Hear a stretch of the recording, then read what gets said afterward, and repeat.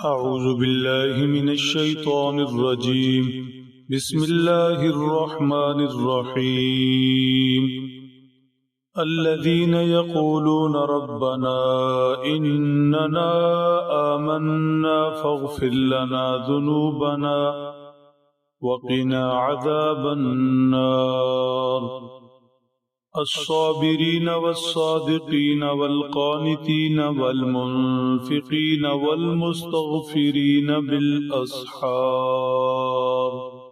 صدق اللہ العظیم.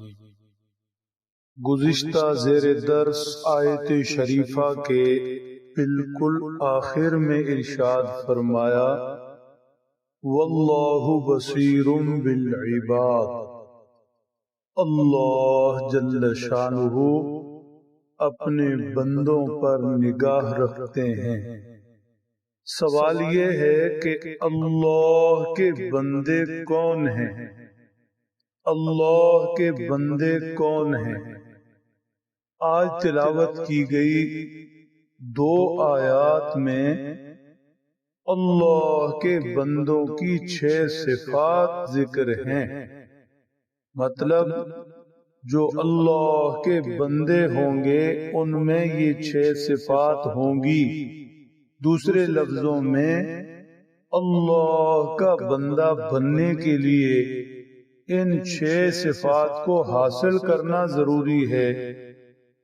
ان 6 صفات کی کوشش کرنا، ان کے لیے جد و جہد کرنا، انہیں سوچنا سمجھنا پانا، یہ 6 صفات اللہ کے بندوں میں ہوتی ہیں، ہونی چاہیے. پہلی صفت فرمایا اللہ کے بندے دعا گو رہتے ہیں، اللہ سے مانگتے رہتے ہیں. الذین یقولون ربنا اننا آمنا. اللہ کے بندے دعائیں کرتے رہتے ہیں، اپنے ایمان کا بار بار اقرار کرتے ہیں. اے ہمارے رب ہم ایمان لائے، اے ہمارے رب ہم ایمان والے. پھر اللہ سے بار بار اپنے گناہوں کی بخشش چاہتے رہتے، اپنی کوتاہیوں پر نظر رکھتے. فاغفر لنا ذنوبنا. اللہ کے عذاب سے نجات کی دعائیں کرتے. وقنا عذاب النار. اللہ کے بندوں کی یہ دعا ہے. مجموعی طور پر اللہ کے بندوں کی پہلی صفت یہ ہے کہ وہ جھولی پھیلائے رکھتے، اللہ سے مانگتے رہتے. دوسری صفت ذکر فرمائی الصابرین. اللہ کے بندے اللہ کے رستے میں جو تکالیف آتی ہیں، جو مصائب دیکھتے ہیں، پریشانیوں سے گزرتے ہیں، ان سب پر صبر کرتے ہیں، ان سب پر صبر کرتے ہیں. گلے شکوے کچھ نہیں کرتے، ہاؤ ہو نہیں کرتے، شور نہیں مچاتے، سینہ نہیں پیٹتے، بال نہیں نوچتے، کچھ ایسا نہیں کرتے جس سے یہ لگے کہ انہیں تو اللہ کے اس فیصلے پر بڑا رنج ہے. نہیں، صبر کرتے ہیں، صبر کرتے ہیں. صبر کا دوسرا مطلب ہے اللہ کے بندے صبر کرنے والے نیکیوں پر ڈٹتے ہیں، گناہوں سے بچتے ہیں. تیسری صفت ذکر فرمائی الصادقین. اللہ کے بندے سچے ہوتے ہیں، جو زبان پر وہی دل میں، جو نیت میں وہی عمل میں، ہر معاملہ میں سچے. اللہ کے ساتھ معاملہ میں بھی سچے، اور آپس کے اندر جو معاملات ہیں ان میں بھی سچے. اللہ کے بندوں کی چوتھی صفت ذکر فرمائی القانتین.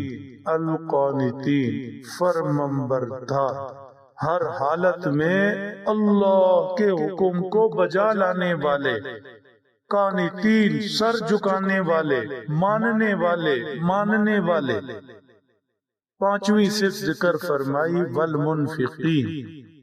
اللہ نے جو مال دیا ہے اسے خرچ کرتے ہیں، اپنے اوپر بھی حلال کماتے ہیں، حلال خرچ کرتے ہیں، حلال چیزوں پر خرچ کرتے ہیں، اور دوسروں پر بھی، عزیز و اقارب ہیں، اڑوس پڑوس ہیں، دوسرے جو لوگ ان کے حق میں ہیں سب پر خرچ کرتے ہیں، زکوٰۃ، صدقات، ہر طرح کا خرچ موقع اور محل کے مطابق۔ یہ اللہ کی بندوں کی شان ہے، اللہ انہیں دیتا ہے، وہ آگے خرچ کرتے ہیں۔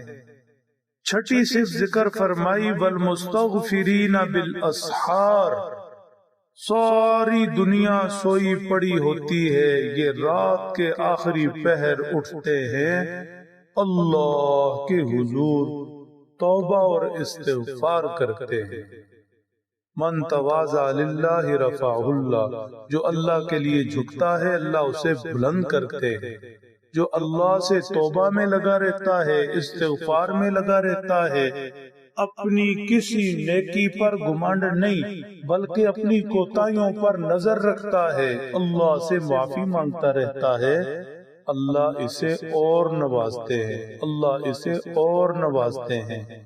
صحابہ کرام رضی اللہ تعالیٰ عنہم اجمعین کا یہی طریقہ تھا، بلکہ اس سے پہلے اللہ کے پیارے نبی صلی اللہ علیہ وسلم جو گناہوں سے پاک اور معصوم ہیں وہ بھی استغفار کا اہتمام کرتے تھے۔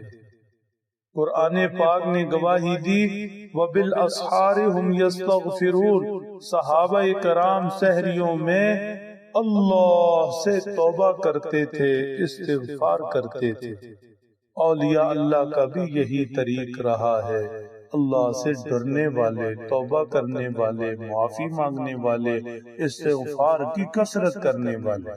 بہرحال ان 6 صفات پر غور ہونا چاہیے، اللہ کی بندگی انہی میں ہے، ان 6 صفات کو سیکھنا چاہیے، عمل میں لانا چاہیے۔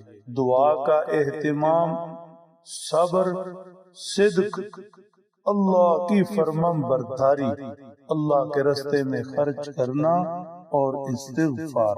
اللہ سمجھ دیں، عمل کی توفیق بخشے۔